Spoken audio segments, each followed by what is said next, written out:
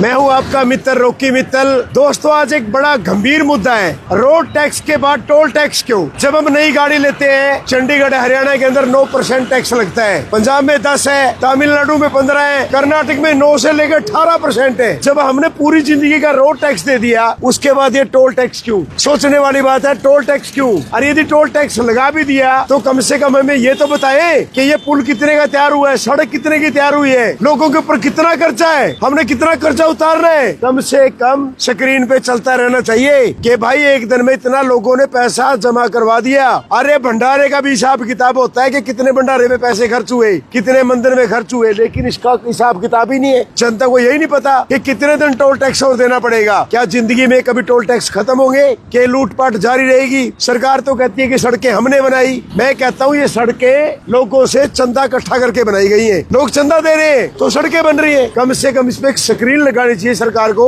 ताकि ये पता लगे जो लोगों के ऊपर कर्जा है सड़कों का, पुलों का, वो लोगों ने कितना कर्जा और उतारना बाकी है। बस मैं तो यही कहूंगा, यदि रोड टैक्स है तो टोल टैक्स क्यों, और यदि टोल टैक्स है तो लोगों को जानकारी होनी चाहिए कि कितने की सड़क बनी और कितने दिन में खत्म होगा। क्योंकि भाई नेताओं को तो कोई फर्क पड़ता नहीं, नेताओं के परिवार का तो टोल टैक्स माफी होता है। इसलिए मरता कौन है? आम जनता। पिसती कौन है? आम जनता। जय हिंद।